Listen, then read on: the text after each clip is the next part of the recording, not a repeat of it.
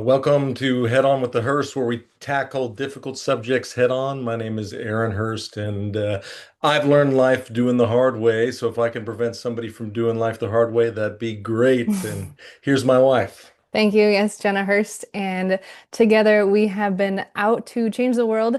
And I have found myself in the middle of difficult conversations and have been following Toni, as I now has already escaped my brain, their last name again in pronunciation.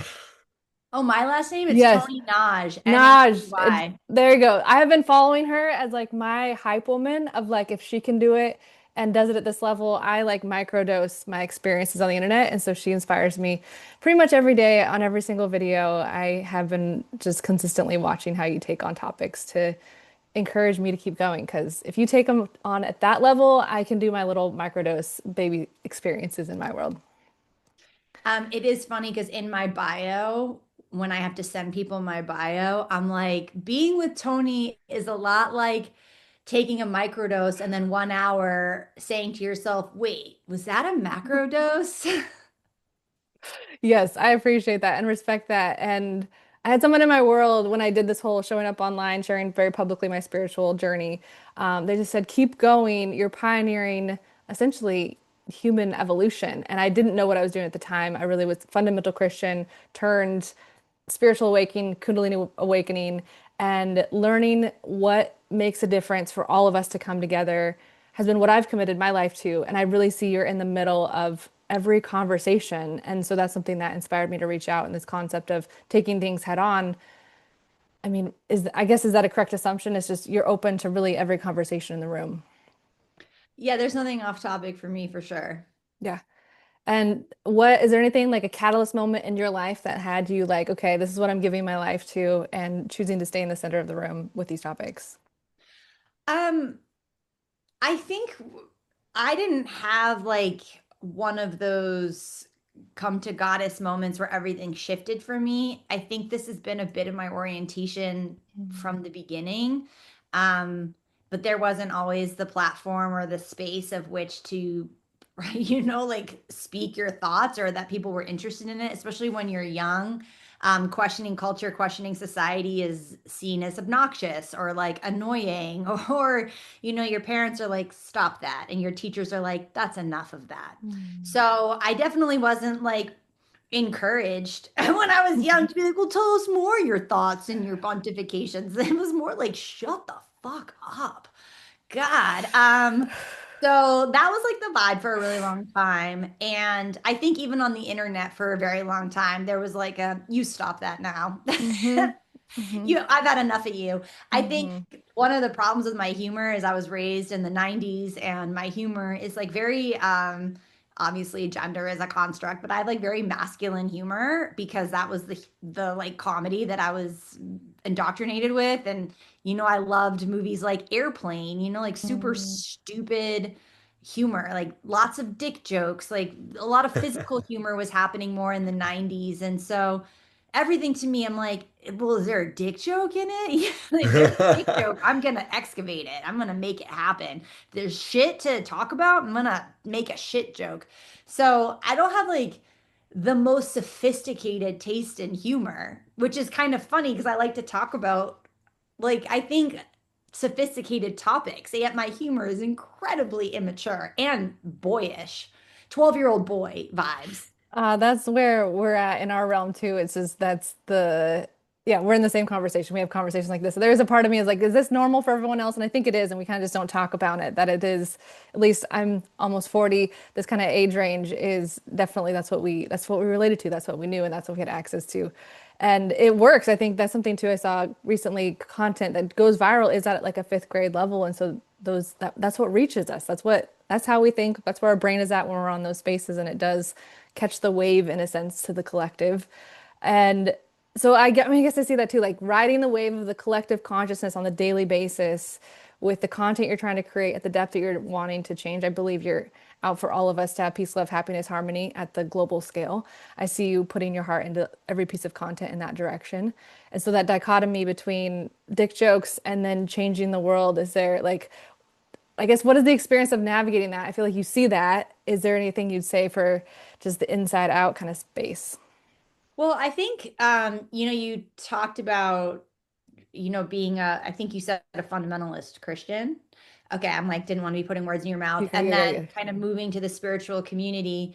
Um, I think that one of the similarities I see between Christian fundamentalism and like New Age spirituality is a presentation of an identity and a presentation of a quote unquote spiritual practice that is actually like not embodied, that doesn't make its way into behavior. go. So there is like a proselytizing that happens. I dress the outfit. I present in this way. I know the language. I have the community. All of these things that would shape someone in the identity of like Christian or New Age spiritual person, but that's not how they behave. It's not how they act. It's not how they are in their relationships. So I think that contradiction and that hypocrisy is something that is like rampant in all spiritual communities, including the New Age spiritual community. I see it in every community that's spiritual, is actual a lot of disembodiment. So I think for me, my practice, which is rooted more in Buddhism in the past, almost 20 years, is really investigating how to live, live what I'm saying, how to like actually be it. And not to deny that there aren't contradictions. Of course there are. I live in a capitalist culture. I have an Apple computer. I am on the internet. I haven't gotten rid of my Spotify account yet. With deep shame. I'm like, I gotta get rid of Spotify, but these playlists and like my podcast. And I'm like, ah.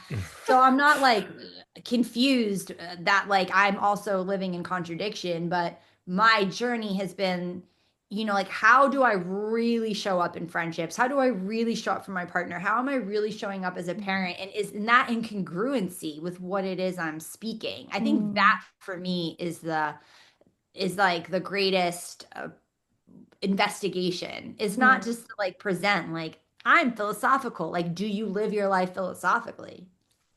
Well, there's two things. First off, if you had a just, I like the fun, like the very basic way, like what does that even mean in the living philosophically? And then also, I would imagine and would love to know what the experience for you is in your comment section on a general basis, like the temperature of what comment sections look like for you in your or the evolution of your comment section. Well, I think I have really grown organically over time. Like I never like bought followers. I've been doing this for a really, really long time, you know? And because of that, everyone who like comes into my ecosystem came because they wanted to be there. So my comment section is a pretty friendly place. Mm. And it's only when things go like more viral and go outside of my ecosphere that things get a little more complicated. Every once in a while, like someone just commented that did follow me. I made a video about Taylor Swift. And she didn't like it. And she was like unfollowing, like I'm Oh. unfollowing. I used to follow you and like now I don't. So bye, like everything you said about Taylor is wrong. And I was like, okay, like I didn't even know you followed me, but like I guess now I know you're gone. But like I'll get comments like that every once in a while. And like I think that people will more often slide into my DMs to challenge me. And that is often around when I post about white supremacy or when I post about genocide. People will Mm. kind of like get in my DMs, but I like it's only when things go viral that I have to like navigate or negotiate comments. But I've been a woman on the internet for 2 decades. Like I am not concerned with comments. The only thing I'll say is I don't always live my highest self. I'm not always my highest self and when I respond. Like sometimes I'm like, you seem fun. I'm definitely sarcastic. I'm still a comedian. I'm not gonna like, I don't know. I'm not always like, oh, well, I'm sorry about your trauma. Sometimes I'm like, it's like I don't know. Like, I definitely can get a little salty in my comments, especially if it's a guy, especially if he says something dumb. I If he says something funny, I will acknowledge it and I will be like, that was funny. That's the only way they'll get a positive reaction from me. I appreciate that for tackling what my whole realm is being bold in Christian spaces and just the contradiction and pointing to the contradiction and the brutality is there for me and I just hypersensitive with it. And so you're again your inspiration, the way you just embody just standing in it. I don't see many role models, I guess, in the realm of how to hold the center when this, the program structure is collapse of self when standing for truth. Well, to be fair to you, like you were part of a community that you chose to challenge, and then that community excommunicates you, and that is like the deepest human trauma that one can experience. Like if you were to look at history, one of the things they would do to punish people would be to ostracize them, to banish them. So I think you're having like an evolutionary response because you were ingrained and socialized in a community that is now rejecting you.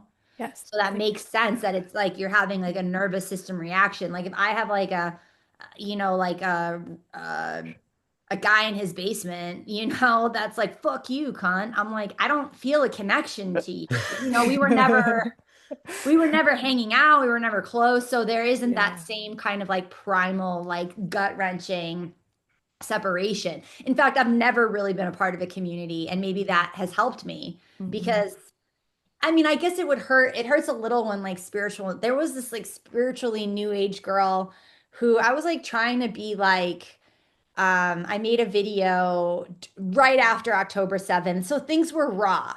Things were raw and I really felt like the Israelis were being lied to about what happened, And I was like trying to make a video that was like also acknowledging the fact that like these are people who don't understand their government is like manipulating them and lying to them. I feel empathy and compassion for them. And like she came after, she like went for blood, thinking that like I wasn't extreme enough in my point Mhm. of view. And then she was like, she made like a whole, she really came after me. She made this like whole page and she was like, ever since she got fame and money, she's just a fucking sellout. And I was like, money? Where's the money, bitch?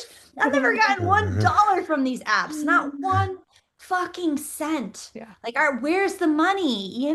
Where's the fame you speaketh of, Yeah. woman? Yeah. But that one I was a little like, bitch, like why aren't we connecting? Like we're both anti-genocide. I'm just trying to like provide a perspective. Well, She came out with claws. thank you. And I do see that we're not all our best, highest selves and what like just the things I've unhingedly done on the internet at times. I'm like, I'll have to live with it. I accept that part of myself. And there are pieces that are painful. There was actually two directions, and one showed up was just kind of a theme that we like to have is learning things the hard way is one way to learn things the fastest and the most clearly. Is there any lessons in life that you've maybe learned the hard way that you want to be sure everyone is aware of, and that just if you could avoid or someone could avoid it, you've learned and integrated? I learned a lot of lessons the hard way. I don't think we can live someone else's life for them. As a mother, I remember my daughter, this is a example, she wanted to get her hair cut before her first day of seventh grade. And we live in rural New Hampshire, so like very rural area. And my friend is a hairdresser and was like a hairdresser in Boston for a while. Like I do think people in cities are like more concerned with like fashion, right? So my friend is a hairstylist that is better than what you're going to find in rural New Hampshire. That's just the market is different, right? And but she was like my friend was being a kind of a bitch and she was like, I really don't have time to like cut your daughter's hair. And I was like, okay, she's like maybe in like 2 months. Like she was being lame. I'm not, I think my friend was being lame AF. But I told my daughter, I'm like, well, she can't do it before your first day of school. And my daughter's like, well, I'll just like go to some place around here. And I was like, okay, you want to be impatient, you want to get your hair cut. I'll take you. I took her to get the haircut. The woman like chopped off so much of her hair and gave her just like a dumb haircut. It was just dumb. And my daughter wept. And she's not like even a vain girl. Like she's not someone that like is into her looks or her fashion that much, but it was a dumb haircut. Like hook, line, and Mm. sinker, that haircut sucked. And I was like, like I told you so, but like you couldn't, you had to learn, like so this is I think the process of like life is that you don't tell people what to do, you share your experience. That's Mhm. all I can do. And then I share with her, I've gotten bad haircuts. You'll never meet a woman who hasn't gotten a bad haircut. And that bitch has not cut her hair since. She's a sophomore in high school now, hasn't cut her hair since the seventh grade. It's down to her butt now. It looks good. Her hair looks good. It's like beautiful cascading waves of blonde, But I was like, I told you not to cut your hair. I feel like this is a good analogy for life too. I appreciate because like just the way to enlighten these conversations because this what you brought in was like, okay, how about it's like this could be like a bad haircut scenario when you're trying to tell someone the quote unquote the good news of a circumstance of like, hey, you're gonna learn your own way and we'll learn your way. And yeah, being able to see that hindsight, as my sister said yesterday, sadly, hindsight is always 2020, and just sometimes there's ways to look back and it's hard to see it so clearly when you do that. And so before I do that, is there anything else, Aaron, that's come alive for you? I do feel this, and actually you talked on this, Toni, in a video where wanting to have podcasts and you're very point blank penis jokes, as you like to say, having a dude in the room. I think it makes a difference, and I have my own internal opinions around our current climate, how to bring us all together. I know you have your own ambitions there too, so I can take us in another direction, but I just didn't know if you had anything over there, Aaron, that you wanted to add in. No, I just appreciate you and what you talked about embodiment. And that's like I've dabbled in spirituality for a long time. And it's actually been funny. I don't know if it's been the same for you, but I've watched the evolution of spiritual spaces. And now, like, what we have today to me is like the zombified corpse of spirituality. That's the way I consider it. It's like everyone's got, I'm a star seed, Palladian shaman. And then, like, they're rude and mean. And I'm like, okay, so we haven't learned the basic lessons. I love this. You are from another planet, and it's just the importance of like embodying your. If you're gonna speak that stuff, like, what is the point? I guess it's life in general. Like, what's the point if you're not doing anything about it? It's like it's just another. I'm in the hip crowd. Look at me, cool. I'm spiritual. And it's why me personally, I don't even identify as spiritual or say like I love that you said Buddhism. That's been one of my favorites, or the wisdom from Buddhism. And it's just to me, I kind of like her experience with Christianity. I went in head first with spiritual spaces, and I was just like blown away because like I would read like the Buddha sutras and then I'd hang out with these people and I'm like, dude, you guys aren't doing any of this stuff. Like you're rude and you're mean and like you're condescending and you act cool. And it says here, you're not supposed to act like this.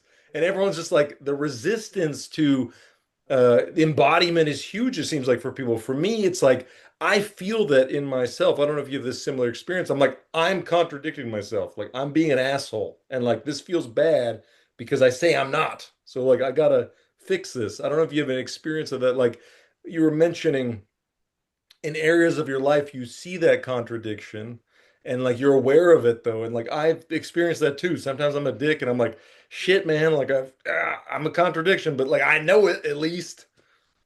Yeah, I mean, self-reflection, I think, is a philosophical inquiry. And Buddhism is not a religion, right? It's a philosophy and it's a study of the nature of the mind. And so for me personally, it's about this philosophical inquiry of self and not lying to yourself.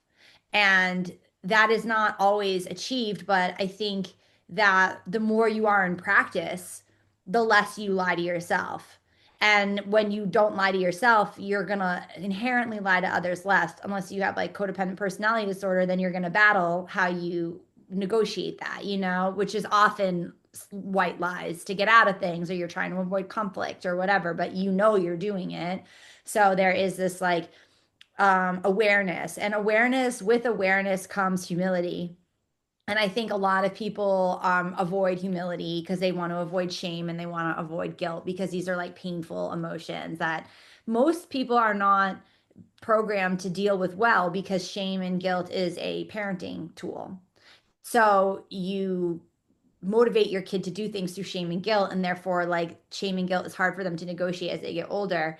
And again, like as a parent, it was important and interesting, to not bring shame and guilt into the parenting, and then also to have to like navigate and negotiate my husband as that being a default strategy for him, and be like, hey, let's like, we're like not gonna create like a shame. We like now she's 15, we joke about it. We like are all constantly shaming each other about everything, but as a joke, because he leaves socks on the living room couch and we shame him and we like we put them on the table. So you deal with it, right? Now shame is a fun tool that we all joke with. But when you're a young child, like you don't, because so many of us are raised with the shame program, this is why there is these contradictions. This is why embodiment is so hard. This is why there is this like complete avoidance. And this is why we have Trump, because Trump is the ultimate icon of like not doing what you say. In fact, doing the opposite of what you say and getting away with it. And that's why everyone is like, not everyone, but the people who support him have this kind of like primal, like almost like demigod relationship to him because wow, he is representing this part of me that is living in complete fucking contradiction and he's doing it without shame. Hmm. I love that you brought that up because I personally don't get too political, but like I'm the same with you. It's the emboldened nature of these shameful people. Like they love shame, like, and they love to shame other people. And I like watching it happen. I'm just like in horror, like this man does not give a shit about you or really, I mean, from my perspective, anybody else. And it's like they idolize that. Like he doesn't care what you think or feel. And it's like, that's not a good thing. What, like what? Like where did we get so far off where like actually it's not, placating people, but like actually caring about human beings as they're human. And it's like he posted an AI video the other day of him in a Kidding. jet, yeah, dropping crap on people, and I'm like, this is our president, man, and like people are like their side of the fence, and I'm not really Democrat or Republican. I'm kind of like whatever. I don't really, identify with political net taglines. And it's just like sad to me though, like to watch like this is where we're at, and then seeing the people Republicans saying, "Oh yeah, pathetic Democrats, Democrats," and this whole thing, and I'm just like, this is half of the United States feels like the other half is demons, and this is what we're dealing with. Like we can't come together as human beings. Like why? Like this is insanity. I mean, I know why. And let's pass the Let's hear what you. mic. It's the addiction to hierarchy. And Hmm. so, as long as we have hierarchy, we're going to have these types of problems because we'll be exploited through hierarchy. Hierarchy is the root of patriarchy, it's the root of white supremacy, it's the root of transphobia and homophobia. And what it does is that it positions people to have uncalled for and unearned self-esteem. So if you're a white man, you have the self-esteem of being in a patriarchal white supremacist world, and at least you're better than women, at least you're better than black people, at least you're better than gay people, especially if you're heterosexual. And this is why, white supremacy for women is very rampant, especially like you'll have white supremacist feminists. This is why, there's the concept of why do we need to say hey, we need intersectional feminism, because white women who even consider themselves feminists will still be deeply embedded in white supremacy because they want to be better than black women. They want to be better than Hispanic women. So as long as we have hierarchy, we will have this divided world because hierarchy is the poison of division, right? It is the foundation of it. It is everything. You can't have division if you don't have hierarchy, not in the same way. And I felt that because, again, fundamental white Christian woman, I had my life and it worked. And then I had my experience, and now I have a home. I'm married, so but it's like I don't have an income. I'm in essence informed homeless. I don't own a home, and I'm on the other side of just and exposing the insanity and using my privilege to point out this ostracization and people who are afraid of losing their jobs, afraid of losing their jobs, primarily who won't stand with or for me, yet still go on a platform wanting change. And I'm like, this can't have change when you're terrified of losing your job because you exist. And so that dynamic, I know a lot of people who are in my past life or essentially white privileged won't even connect or talk to me because it would require them to stand and be possibly lose their public figure of their privilege. And that's been the shock to me. And I mean, I'm 3 years into this and I just documented. I hope to turn it into an actual documentary, just because it's been, in essence, I've just been in awe of people say they love humanity, yet have no way to actually take an action that does what you're saying, the ability to actually come together. Yeah. And as long as and even if you think about it from a microcosm, like how much we compare ourselves to others, it is a constant. It is a constant thing. And I remember I did ayahuasca in my 20s. And I had like a bad time. I got to the place and I was like very turned off by the people there. I was like everyone was like again, it was like all the clothes and the feathers. I'm like I like a fashion. I'm not like anti-fashion necessarily, but there was something about it that I was like, ugh. And we were like in a yoga studio in Connecticut and I was also like, what am I doing here? Like feels like you're not supposed to be doing ayahuasca in Connecticut. Like that feels like very like, but I was going through like a major health thing at the time and I was like pretty desperate. Because of this health thing and like my boyfriend at the time who I also hated and was also like very problematic brought me. So I like hated my boyfriend. I also got my period the day of and then they were like, Oh, "Oh, you're like impure because of your period, so we have to like put this like red I had to like wear a red belt around my waist and I had to tie 28 little bags of tobacco before I could do the ayahuasca and like put it around my waist as like a signifier of my impure menses, which is like I can't really speak on that because that was a cultural tradition, but I was like not necessarily prepared for that cultural tradition of like wearing these menses belts and I was like okay. And then I was like out of context because I'm like with these shamans, but I'm like in Connecticut and with all these like whiteys, and I'm like, this feels like I can't tell. I think this is messy. This feels like messy as hell. And but I again desperate.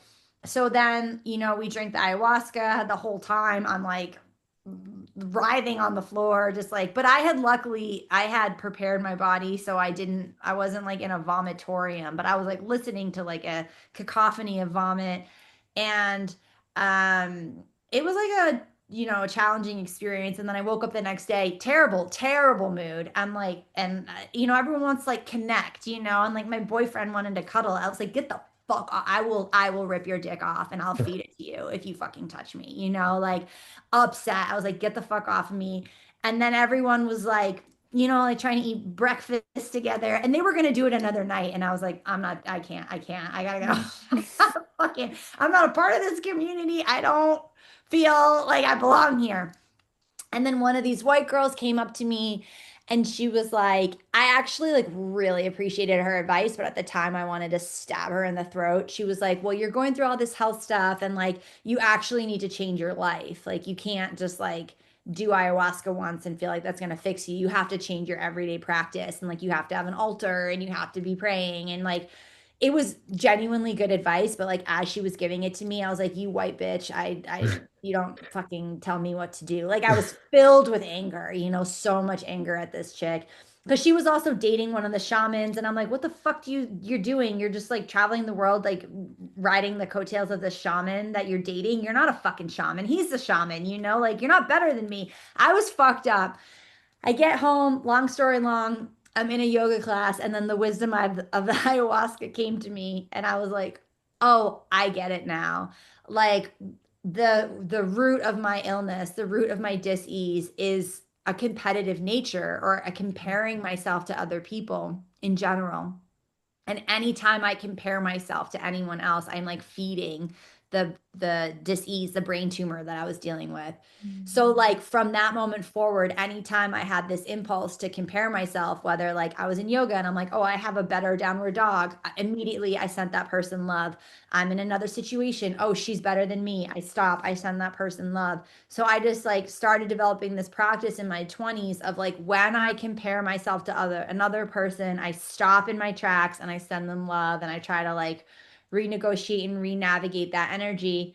I'm not saying really did help. I did it. I started doing it a lot less. And then even like to this day, I notice when I'm comparing myself and if it's like making me uncomfortable, maybe I'll like if there's someone in my feed who I compare myself a lot to, I'll mute them but I'll do it with love. And I'll be like, I'm not strong enough to like see your success in my face, but I wish you all the success in the world because you like absolutely deserve it. But like, it is not serving me to watch you, you know? And like, I'm just doing the best I can. But like, this is the kind of work we have to be doing. We have to like untangle our addiction to hierarchy and the self before we can do it as a culture. Thank you. And your whatever you've communicated when it comes to comparison hit some spots for me that I just convicted me on levels that is such a just keeps dissonance in a level that is only destroying me. I'm the one aware of it every time it kicks on. So being aware of that. And I saw so essentially three words. What I saw was connection, belonging, and exposure. And I'm not sure if those are three things that just I feel as if like with the way you I would say expose things in the way that you see things and the way that you create content does expose what we need to see. And I can shy away from just whatever that shame programming that doesn't want me to expose. And I think of your comedy too. Also, big shout out if I have a lot of, I'm originally from Washington and I know you're headed to Portland and Washington, or at least Portland. Yeah, Portland So and Seattle. yeah. Yeah, So you got to tell all your friends. that's what Don't I'm even saying. look I back. want to include that here. If you're watching and you're from back home, I have a lot of lurkers. So I have not that I have close friends from Washington, but if they're lurking watching my content, I know that we're friends, and I think that's the biggest pain for me too. Is I know we're just friends and we just don't know how to connect and bridge that divide. So it's not like I'm at war with these people. It's more of like how do we come together in this land of exposure and I do like I really would love to pick your brain to be more clear or even speak directly to I would even say to my husband's male brain of how do we all come together from both sides of the gender fences and into a middle space. I don't know how you would navigate that conversation. It just you really touched what I was hoping to touch on mostly of what does it take to collapse all this. And I just see you live inside of that conversation every day. Yeah, I mean, I think that patriarchy is again, it's a my personal opinion, I'm totally open to thoughts, but I think patriarchy is the reaction to like a male existential crisis. And that crisis is around the birth of life, right?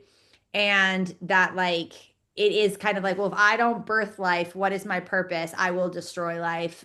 I will control. I Mm. will destroy and control to compensate for like the fact that I am not the creator of life. Now, that is rooted in a hierarchical comparison because it's the male insecurity of comparing themselves to what a female does.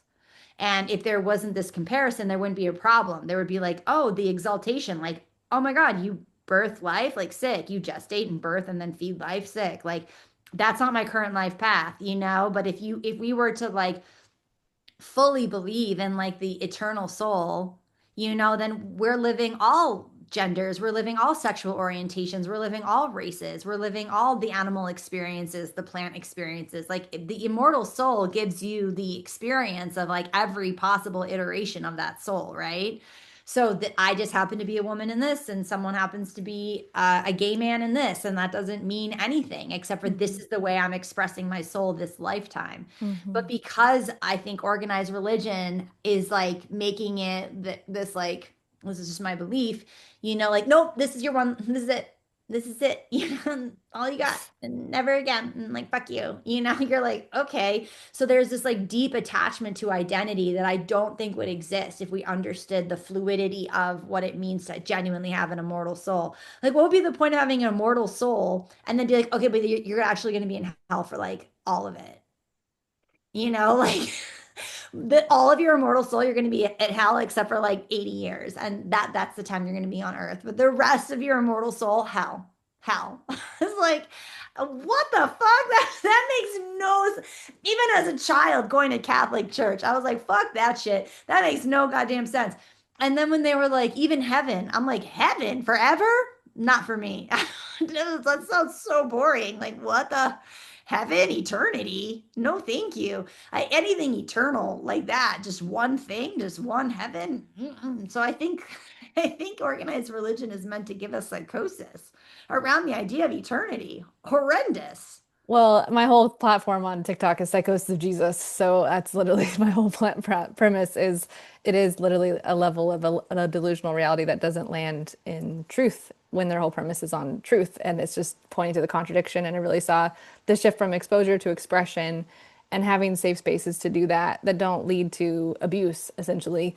And I, again, come back over and over again of just watching for the past whatever year or two I've been following your content and of the topics you tackle, your capacity to just express fully with like what I experience is like no fucks about what the room is going to say. Like you have an embodied way. I don't know if that's actually what's real inside of your system when you do these things. That's just how it lands for me when I watch your content. I mean, 100% I give no fucks when I'm making work. In like, if we were in the same room, it's different, like I'm not a sociopath. I'm like very codependent. I like want people to feel good around me, like codependent personality disorder, where you feel genuinely responsible for the emotional feelings and like impulses of others. So if I'm in a room with someone and they like spill on themselves, like my first reaction is that was my fault. Like Mm, that. I'm like, oh, I somehow I'm responsible for your spillage. Like, let me fix it. So I have that, in a personal life. I'm in recovery, but like that's a hard one to untangle. But in terms of like creating art and how it's received, like I do stand-up comedy, I've done stand-up comedy to absolute silence, like people just mm, actively hating me and like mm, complete silence, and I'm like, okay, you know, that's some training ground. I just think I'm practiced. mhm, I think that's it. It's just practicing. mhm. And I definitely am in rooms, even with people who like me. I look at them and they're horrified by what I said. Horror on their face. And I'm like, oh, I think Joe Biden's a clone. Like, I don't know what to tell I Uh, feel, you. yeah. So I don't know. It is a practice. That's what I would say. Okay, okay. I appreciate your willingness to say things a lot of people are not willing to say. To me, almost living as a human in 2025 is like you have to be insane just to be alive. Like you go, if you have any awareness and you go on the internet and you're like, okay, well, my wife is more, I was never religiously indoctrinated or anything like that. So I've always been just fascinated by religious people because I'm like, your Bible says that you're supposed to love everybody. And we live in America where 65% or so people are Christian, and America sucks. Like, Yeah. and we support Israel bombing and killing children. And you're like, bro, it's all good. They're God's chosen people. They can do whatever they want. And I'm over here like, it says in your own book that you're not supposed to kill anybody. So I don't understand. You don't even believe what you believe. And then you want us to, you say we suck because we don't believe what you believe, and then you don't even practice what you preach, and I don't understand. Like I'm at a loss over here. I talk about these contradictions on my I make content on Facebook or whatever, and I talk about these contradictions. I'm like, it's insane. Like how you say you care. Like the basis of your identity and everything that you believe is that you love like Jesus, right? They love to talk about their love for Jesus. And I'm like, if I read these words that Jesus said, you suck. Like, let's be honest, because it said Jesus says here, be like me. And here you are basically saying those children in Gaza deserve to die because whatever reason the media has told you to believe and that you're just going to regurgitate because I've talked about this myself with people, and I'm like, bro, how is this even happening? Like, this is insane. Like, and nobody seems to care. They're just like, whatever, bro, it's another day. And I'm like, yeah, and at least you could care. But instead, it's like, just don't, whatever. It's just another day in the universe. Well, that's because genocide is a consciousness. And like a genocidal consciousness is something that's like super common in people. So what they're seeing is actually a mirror of their own genocidal consciousness, which is why they're not questioning it. Like you can be someone who was sexually assaulted as a male, and you could see yourself as like very feminist, and you can see yourself as someone who like doesn't even identify as a man, and you could still sexually assault a woman Hmm. and not see it and be like, oh, well, this must be a misunderstanding. I never could have sexually assaulted you because of X, Y, and Z because I'm a victim. So genocidal consciousness is not understanding how, as a victim, you could victimize others, right? Genocidal consciousness is not taking into account that, like, the dehumanizing of others is actually dehumanizing of the self. And this is a very common consciousness that is actually the fabric of our humanity. And if it wasn't, we wouldn't have so many cases of genocide, so much dehumanizing. And it's the same thing with like grape culture, which is like I wrote a show called Grape Culture. It's all about grape culture. Trigger word rape, but it's Yeah. because this is a consciousness. This isn't just like a thing that someone does once. It's a way of conceptualizing the world. Like capitalism is grape conscious, it is grape culture, the medical industrial complex, grape culture, the military, grape culture, policing, grape culture. This is all about domination without consent. So when you have Mm. like the genocidal consciousness, the grape consciousness, which is why you have so much pedo, so much sexual assault. I've never met a woman who hasn't been assaulted. Never met one woman. They say the statistics is one, one in every three. Yeah, and they try to say that that's an exaggeration or one in five. It is 100%. It's 99.9%, and that is like so disturbing to people that they're like, no, these are individual monsters, individual people doing things. It's not. It's like, it actually is the fabric. It is the water we're swimming in, is genocide and grape. Mm. Yeah. And but Well, that's fascinating that you say that, and I mean, it's why, I mean, it explains so much of why people just don't care. It's like, for me, I've always cared, and I see that stuff, and I'm just like horrified. I'm like, how, as human beings, like for me, it feels like innately I just care about other human beings just innately, and then I talk to other people, and it's like, even break it down to them, they're like, It's another Tuesday, bro. I don't care." It's like they don't have that. It's almost like they're missing that fundamental connection that we should care for each other because we're human.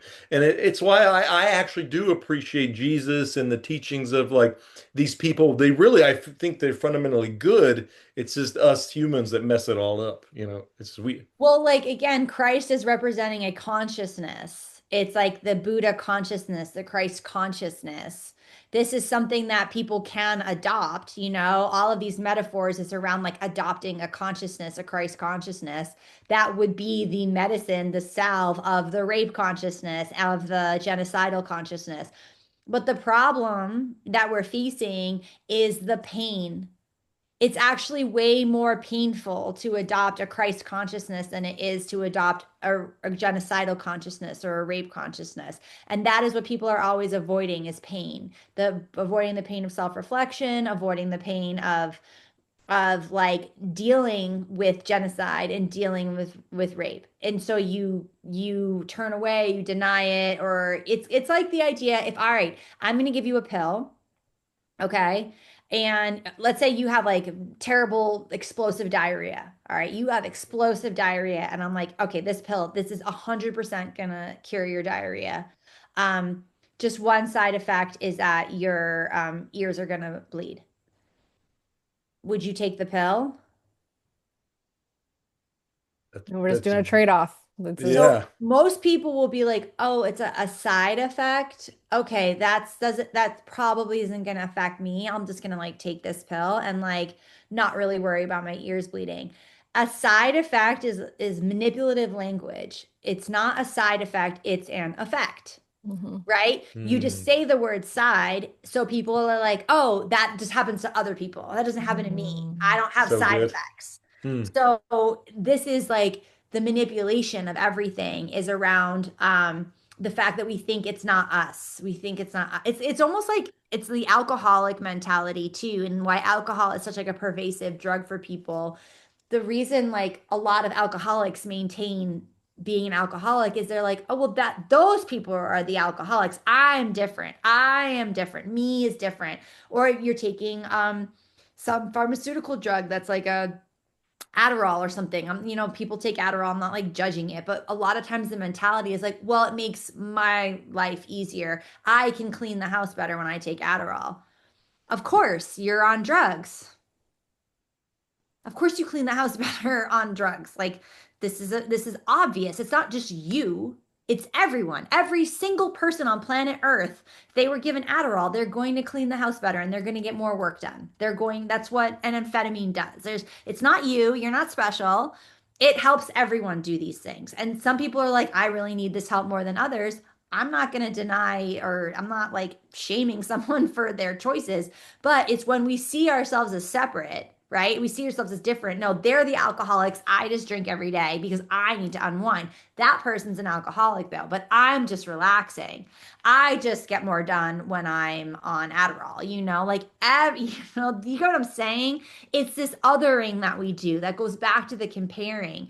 And it's totally fine if people want to drink and totally fine if people want to take Adderall, but you don't do it because you think you're existing in a vacuum. Do it because you understand you're part of a collective and that this is the choice you're making to handle the collective. If you're like, I'm doing this because this is the only way I know how to keep up in a culture that makes no sense to me, and this is how I'm going to do it. Okay. You know, Well, and I then you're hear not special. You're not different.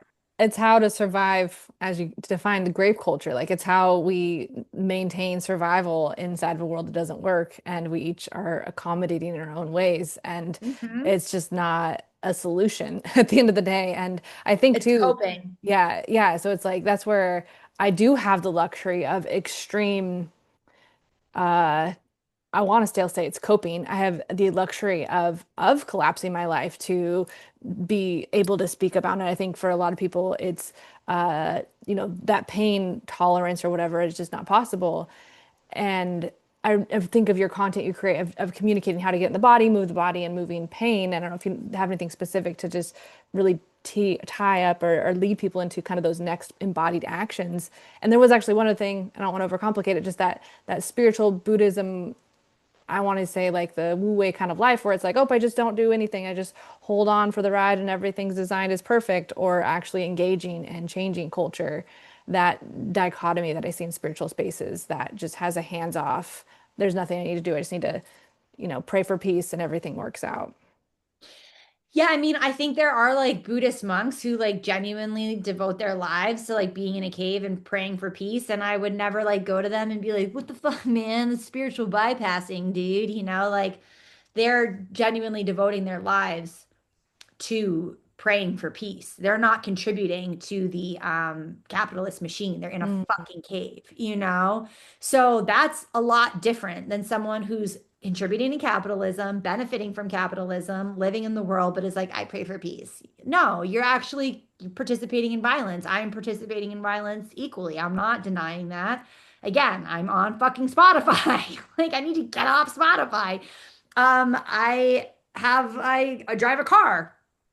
Like I could write as much as I try to avoid violence, it's an impossibility to not participate in violence if you're living in society, period. So if you're going to genuinely unplug from society and pray for peace, God is blessed. But if you're participating in society, you are participating in violence, period. So that is our responsibility to address it, to talk, to try to change it, to try to do things, to be in action, like because we could be powered by something different. It's not like we have to be powered by gas and oil. That's 100% not true. A fucking 12-year-old in El Salvador has probably figured out a way to use an old sneaker and like some jellyfish material and like made a light bulb. Like people have made so much innovation around alternative energy. It's like mind-boggling. It's not the innovation isn't the problem. It's the system of capitalism, it's a system of Wall Street that we're all contributing to. We should all be like crowdsourcing that kid in El Salvador and his jellyfish light because there's possibility. There's so much possibility and invention that is out there that we don't support, and we have to take responsibility for that. No one else. So if Mhm. you're not in a cave meditating every day, you owe it to society and to yourself and to the future to actively participate and be in action around changing the way shit is fucking organized. Period. Exclamation point, question mark, dot, dot, dot. And I got all the goosebumps over there. I just appreciate that just call up and out. And I think that is what Aaron and I are committed to. And we have done it publicly in the wrong way and still trying to learn how to quote unquote get out of the undertow while still being part of it and doing as minimal damage as possible while knowing that every step still does and not making that then this weird undertow that I'm stuck in, shaming myself because I'm still on Spotify, because that's where that has been a whole conversation in my whole brain too. Mm-hmm. Is there anything Yeah. No, and elaborate? I love the way that you put it. It really, we're all participating in violence. You know, if you have a job in America, you're paying taxes and it's paying for bombs that are killing children in Gaza or the war that's being fought in Ukraine. And there's wars that we don't even know about that are being fought that the United States is participating in. And it's like we are a party to it. And what I tell everyone is like we outnumber all the people that are controlling this whole game, and we act like we have no power. We're like, I'm just Aaron, this little guy here in Arkansas, and I have nothing I can do. But it's like if we all came together, these people, these the capitalist masters that have all the money, and the reason why we can't innovate and create new things is because they control the money and how things work. Is if we came together and we stopped participating in their game or we worked to change it, we could change it. And it's that people just that fear of like, I'm insignificant, I can't do shit. Well, I've done the research and billionaires are billionaires, but there's over $1 trillion that are circulating in the globe. So people have more money than the billionaires together, you Yeah. know? And that I think as an idea is important for people to understand. And I think kind of the narrative that people always put out, it's like we should be angry that the billionaires like control a certain amount of wealth and yada yada yada, but they're not telling us it's like actually like the people control the wealth. Thank you for that. Because it is just a different perspective that you get. I mean, propaganda is how I kind of see it. It's like you get these clips of how you see things, and there's really not additional noise that is building it out to be any different. It's just what you see land on it. That's the sound clip that you believe, and then that's just what's there. And thinking of it differently, even just thinking of it differently, even without innovation, that just today you've already helped shift so many things in my brain that that's what I see conversation of people rooted in this way of being or consciousness or whatever we'd call it has the power to unlock the locks of grape culture. The way you define it, it does really paint it so clearly. Yeah, group culture is a big one. Yeah. Y'all should. Oh, I have a podcast that I'm doing with my friend Sarah, who I do the show Grape Culture with. We have a podcast called Gnarly Girls, and we're just kind of going through our season 2 is all about like all these different systems as grape culture. So Mm. if you want to like know more about that, we yap about about the complexity of grape culture, but it does help break it down. And then I also did a podcast. I have a personal podcast called Come Inside of Me, and I talk about graping yourself, the self grape, which I think is like super, super, super common and worth talking about. So that's also one that's worth listening to. Because I think a lot of people are like, well, I don't think grape affects me. And I'm like, it actually affects every single relationship and every single marriage and every single connection. So it does. So I would encourage people to like check those out if they're interested in understanding the insidious nature of the grape consciousness. Thank you. And thank you for defining it that way. And that's how, I mean, I feel it, at least for me, I struggle to watch a lot of most every content on like Netflix or anything like that, of just watching just the way it is expressed. And I mean, it has evolved over time. It's just what's normal as like feeding the brain and the power struggles and the dynamics that we feed off of sexual energy in an abusive way. Like that's literally the fuel for life in a lot of ways that we don't even see. And there's a lot I could preach on that pretty for a long ways. And I just really see what you share too, the value of being someone who uses their platform to share the truth and taking in information that does change our brains in ways that can expose this stuff at the next level. Again, that exposure concept of being educated and informed truly changes the words that we speak, and together truly impacts everybody. And coming together, that's for me again this all of us concept. How do we actually all come together, find content creators who are truly changing the consciousness as a whole? And that's again just someone I've just seen you as, and been in your corner, just grateful for learning from you on a daily basis, That's super kind. I appreciate that. and want everyone else learning from you too. So I'll put the links and all the things in the comment, and your generosity to show up and participate in here. Any other closing questions, comments there, Fabe, over there?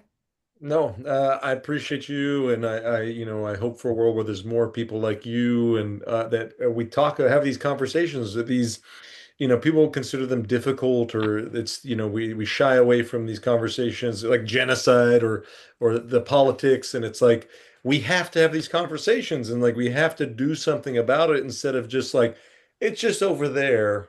and I'm over here. It's like And it's everywhere. it's you just reminded me, I was at like a jewelry store the other day and I was looking for hoop earrings because I lost one of my hoops, and hoops are a big part of my personality. I'm very sad, even though I have some teeth in there now. So I went to the store and I was like, do you have hoops? It was like an ear piercing store. They're like, oh no, you might want to check H&M across the street. And I was like, oh, thank you for the suggestion, but like I can't go to H&M. And they were like, oh, why? And I was like, oh, because H&M supports genocide. And they were like, oh, and I was like, okay, well, thank you.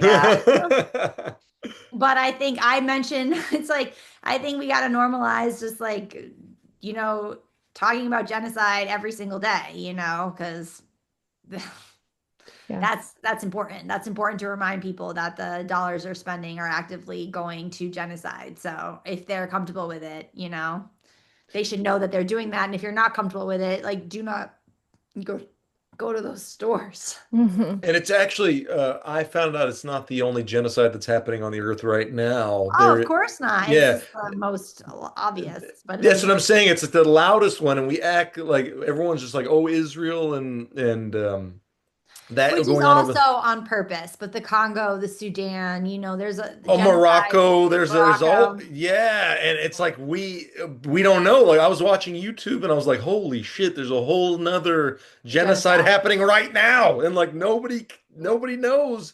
And we know America, our politicians know, and that it's just like that doesn't exist. That's just over there. But yes, thank you, and it needs to be more common and like where we can actually change this and not stand for it. Like this is not okay. Our money shouldn't be used for the death of anybody. This is crazy. Yeah. So thank you for changing the world, and we will, yeah, just continue on as we are. And anything else, finding closing, I'll put the links down below. Again, Washington, Oregon, go check her out. If I was in Washington, Oregon, I would go so fast. Part of me is like trying to see if I can like book a flight to there. I don't think I can by the time there. It's just to get to see in person would be such a gift. And just the way you're changing the world, I am inspired by.